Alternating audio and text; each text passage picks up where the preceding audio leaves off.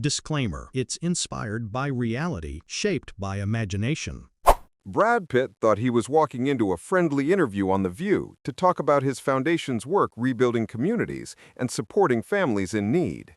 Instead, he walked straight into a storm. From the start, Joy Behar was ready, lobbing sarcastic jabs about Hollywood stars pretending to save the world. Brad, usually calm and measured, tried to laugh it off. But when Joy pushed harder, accusing him of using philanthropy as a publicity stunt, the conversation took a sharp turn. For the first time in years, audiences saw a very different Brad Pitt. He didn't just defend himself, he went on the offensive, calling out Joy's constant negativity and challenging her record of actually helping anyone outside of daytime TV.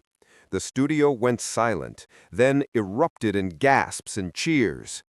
Clips of the fiery exchange exploded online within minutes, sparking a nationwide debate. Was Joy exposing hypocrisy, or was Brad right to put her in her place? This wasn't just another celebrity interview. It was one of the most explosive daytime television showdowns ever broadcast. So what really happened when Brad Pitt refused to back down from Joy Behar?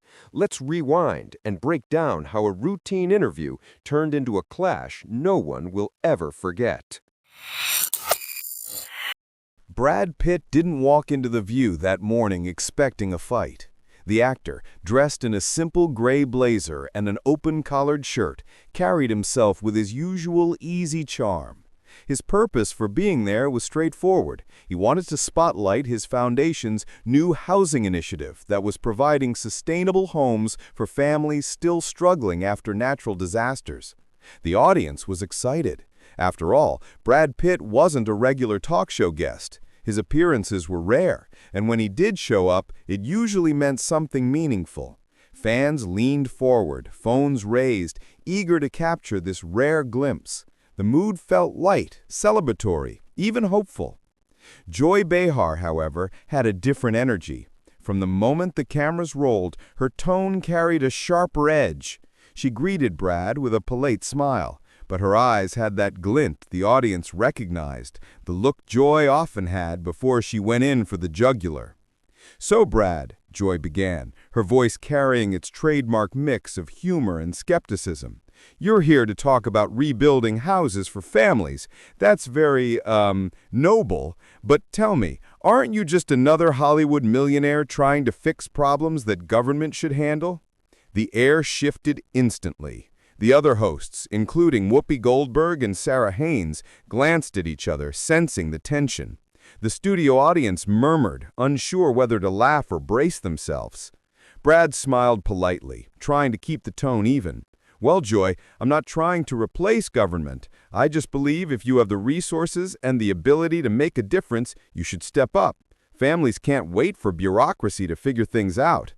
It was a measured, thoughtful response. The audience clapped softly, approving his point. But Joy wasn't finished. "Yeah, but Brad, come on," she pushed, leaning forward in her chair. "You're living in mansions, fly private jets, make millions off movies, and now suddenly you're the savior for poor families? Don't you think that's a little hypocritical?" Gasps echoed through the crowd. Brad's smile faded slightly, but he didn't flinch. He had expected questions, but maybe not this direct, this personal. He cleared his throat and spoke calmly. "I don't see it as hypocrisy. I see it as responsibility. I know I've been blessed, and that's exactly why I feel it's important to give back. My lifestyle doesn't change the fact that families need homes." The crowd erupted in applause. Brad's poise impressed them, but Joy leaned back, unconvinced. The tension became the spark. What was supposed to be a spotlight on Brad's charitable work was shifting into a challenge of his integrity. Whoopi tried to mediate, chiming in with a quick, "Well, I think any effort to help people is better than no effort." But the audience could already feel it. The stage was being set for something bigger. Joy tapped her note cards against the desk, smiling in that way she did when she smelled blood in the water. "All right, Brad," she said, her tone deceptively casual. "But if this is really about helping people and not your image, then why do you need all the cameras, all the press? Why not just do it quietly?" The studio audience stiffened. That was the moment. the first crack in what could have been a routine interview. Brad's jaw tightened, his eyes flicked toward Joy, and his voice lowered slightly, carrying more weight. Because shining a light brings more resources, Joy. The press doesn't help me, it helps the families we're building for. If attention means more funding, more homes, more hope, then I'll take every camera I can get. The audience erupted, clapping and cheering loudly. Joy's smile faltered just enough for viewers at home to catch it. Brad had landed his first counterpunch. But even as applause filled the room, it was clear this wasn't going to stay civil for long. The spark had been lit, and both Brad and Joy knew it. The energy in the studio was electric. The audience, who'd expected a light-hearted chat with Brad Pitt about his charity work, now sat riveted, sensing that something much larger was brewing. Brad had answered Joy's barbs with grace, but Joy wasn't about to let go. She leaned forward again, her voice sharper this time, cutting through the applause. Brad, you say the press helps the families? Fine, but don't you think it's convenient that every time there's a camera, you're right there, smiling, hammer in hand? To me, it looks like Hollywood vanity dressed up as charity. The air thickened. A few gasps echoed in the audience, and even Sarah Haynes shifted uncomfortably in her seat. Whoopi raised her eyebrows and muttered, "Joy," under her breath, but didn't intervene, at least not yet. Brad's smile faded entirely now. He rested his hands on the table, leaning slightly toward Joy. His voice carried a low calm, the kind that demanded attention. "You know, Joy, I don't need cameras for validation. I could disappear tomorrow and still build houses. But the reality is, people pay attention when celebrities show up. If I can use my name to bring attention to families who've lost everything, why wouldn't I?" The audience clapped loudly, clearly siding with Brad. But Joy doubled down, not impressed. "Because it's a Band-Aid, Brad. That's my point. You're not fixing the system, you're putting on a show. These families shouldn't have to rely on movie stars to get roofs over their heads. That's the government's job. And you know what? Maybe instead of building a few houses for cameras, you could be pushing for real policy change." Her voice was stern, her tone almost accusatory. The crowd was divided now. Some clapped, others booed. The tension was boiling. Brad took a slow breath, his eyes steady on Joy. He wasn't going to let her dismiss the years of work his foundation had poured into communities. "Joy, with all due respect, while we wait for policy changes, kids are sleeping in cars. Grandparents are dying in moldy trailers. Real families are living through hell. I'm not here to debate who should have done it. I'm here to do it. And I'll tell you something, none of those families care whether it's Brad Pitt, the government, or the neighbor down the street. They just care that someone showed up."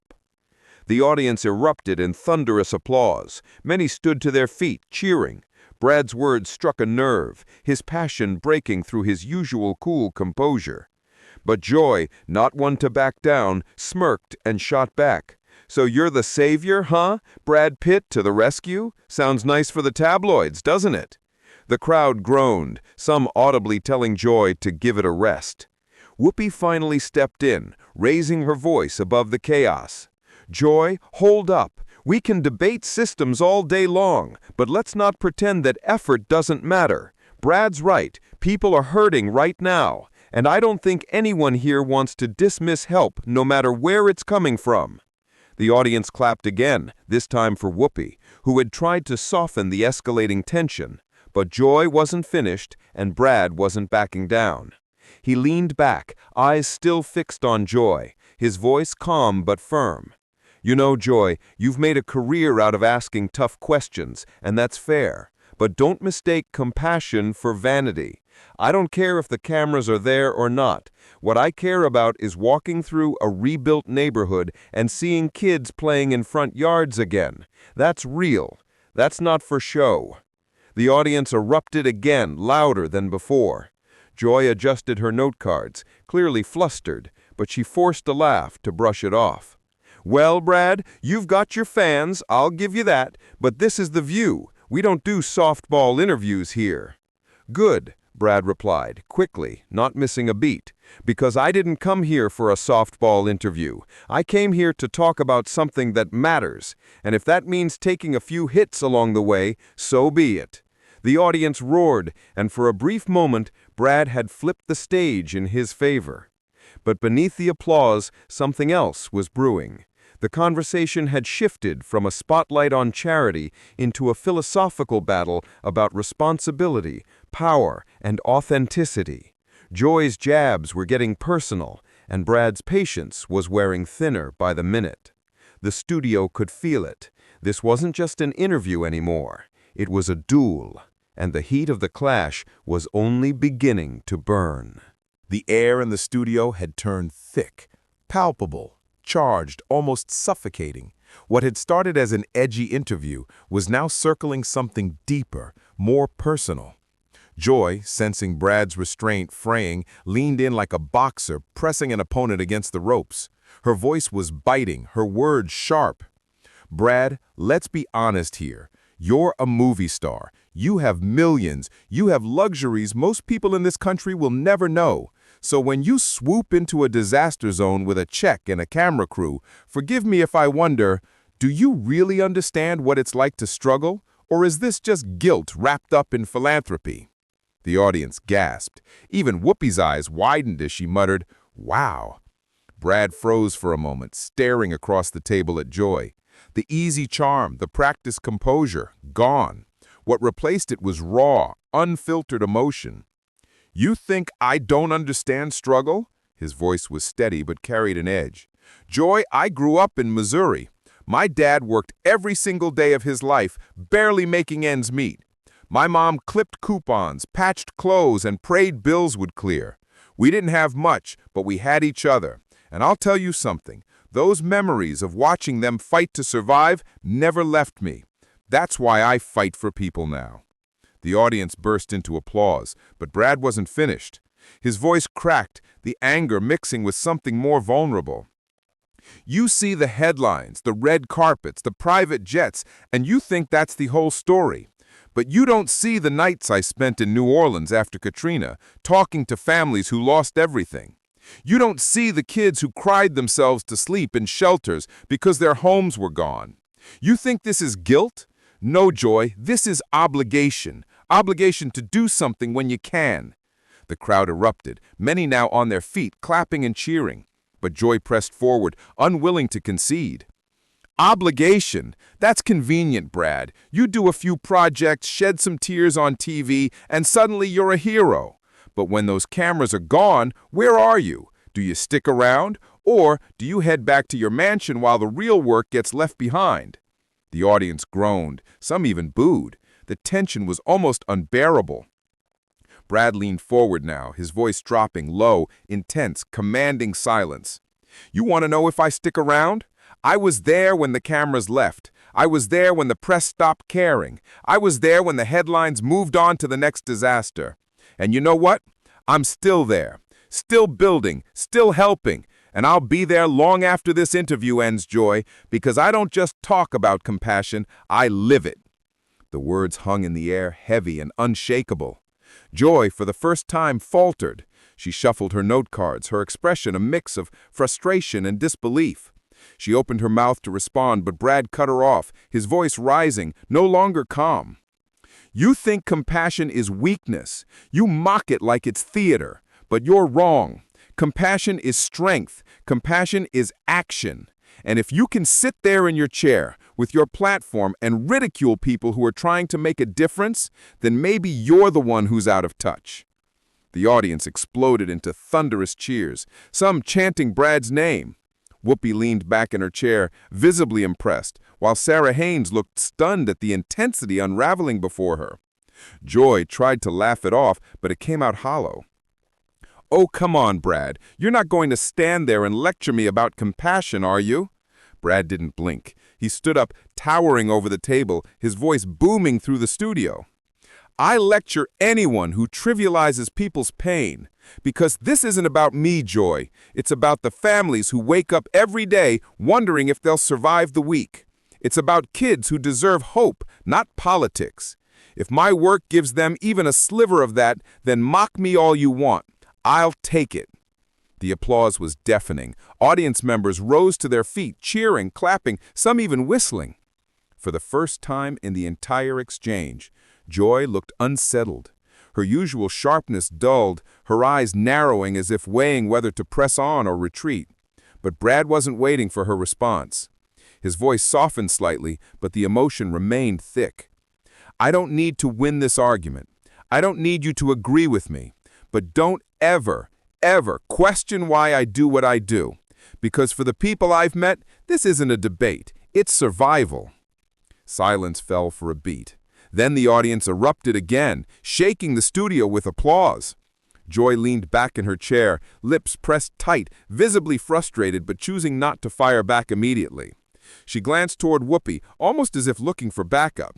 Whoopi raised her hand slightly, signaling calm, but her expression made it clear Brad had just turned the tables completely. The emotional flashpoint had been reached. This wasn't just a clash of ideas anymore. It was a collision of lived experience, pride, and raw conviction.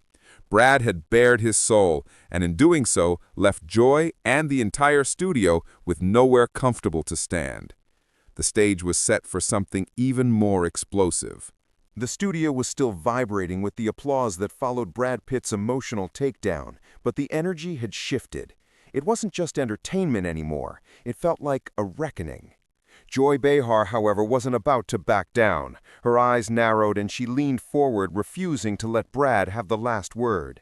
"You know what, Brad," she said, her tone biting, "you can stand here and give us your little speech, but at the end of the day, you still have the luxury of choice. You can choose to care. You can choose to help. The people we're talking about, those families, those seniors, they don't have a choice. They're trapped. And maybe that's why people roll their eyes when celebrities like you swoop in. It feels like charity when what we need is systemic change." The audience groaned. Some clapped in agreement, others booed. Whoopi shifted uncomfortably in her chair, clearly sensing they were headed into dangerous waters. Brad stepped forward, his jaw tight, his voice firm but controlled. "You think I don't know the system is broken? Of course it is. But while politicians argue and stall, people suffer. That's why action matters now. People can't wait for perfect policies. They need roofs over their heads, food on their tables, doctors they can afford to see. If we sit around waiting for someone else to fix it, we're condemning entire generations to misery." Joy smirked, but it was forced, her laugh brittle. "And you think you're the savior?" That word, savior, struck like a match. Brad's eyes flashed. "No, don't twist my words, Joy. I don't see myself as a savior. I see myself as someone who refuses to look away.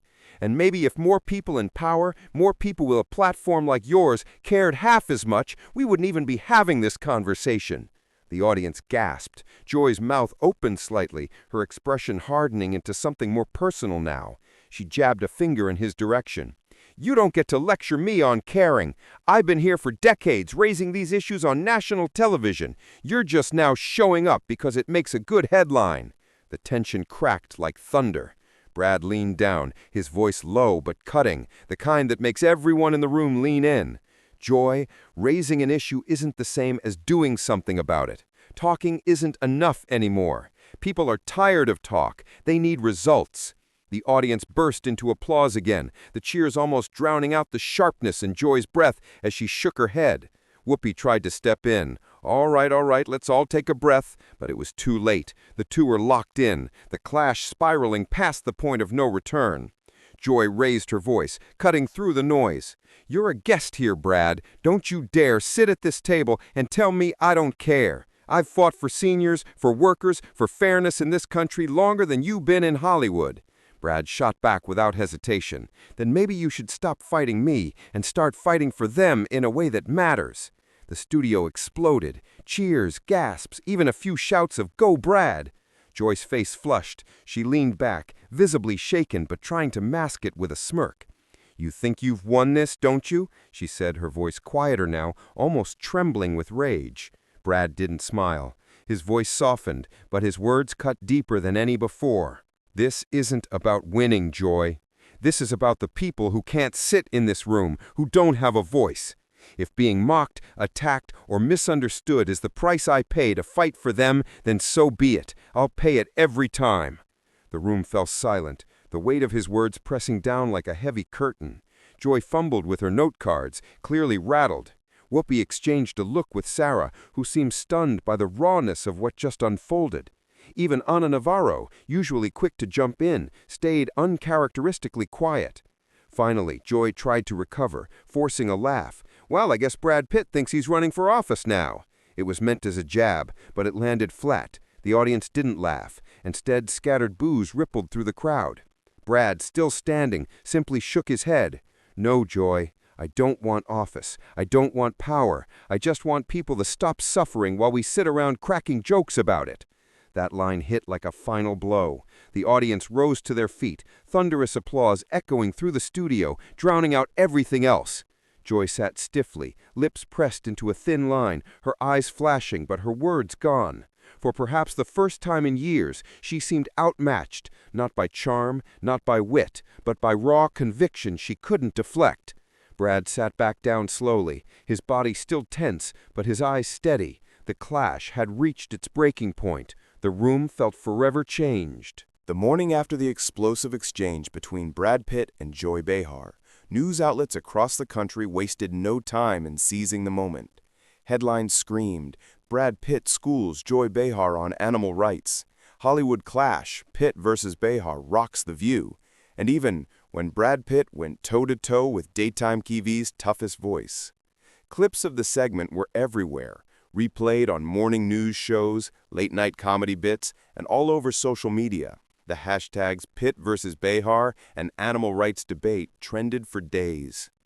For Joy, the backlash was immediate. Critics accused her of being dismissive, even cold-hearted toward an issue many viewers took seriously. Animal lovers flooded her social media with messages, some respectful, but others brutal, demanding she apologize. Her defenders argued she had simply done her job, pushing back, stirring debate, but the optics weren't in her favor. Brad, on the other hand, was riding a wave of unexpected momentum. He had always been known as a movie star, but this clash gave him a new kind of credibility. People praised him not only for his passion, but for his composure. He didn't shout, didn't lose his cool, and yet managed to dismantle Joy's dismissals point by point. Viewers admired how he used his platform not to promote himself, but to stand up for something larger. Within a week, animal rights organizations reported spikes in donations. One major nonprofit publicly thanked Brad for shining light on their cause, calling the segment a turning point in bringing compassion back into mainstream conversation.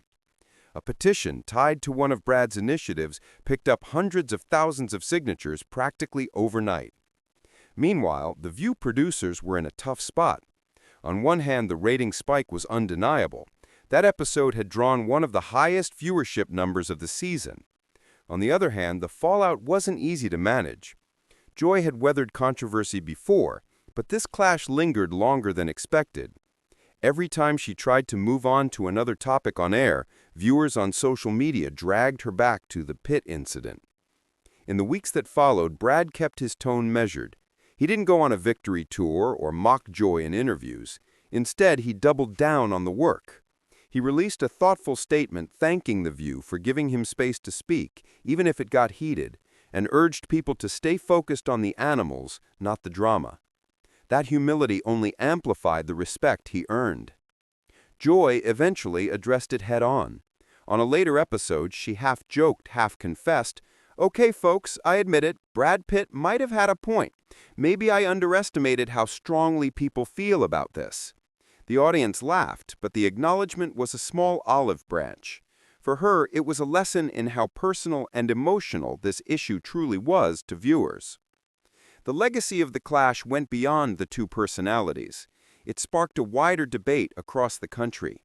Morning shows, podcasts, and even political roundtables picked up the conversation. Are we doing enough for animal welfare? Do celebrities have a role in driving these issues forward? For weeks, it felt like everyone had an opinion. For Brad, the moment marked a shift in how people viewed him. He wasn't just Hollywood's golden boy or the charming lead in blockbuster films. He was someone who could stand toe-to-toe with a sharp political voice like Joy Behar and hold his ground with substance. The episode elevated his reputation as a serious advocate. And for Joy, while the clash stung in the short term, it reminded audiences of why they tuned in to The View in the first place. For those fiery, unpredictable moments when sparks fly and conversations cut deep.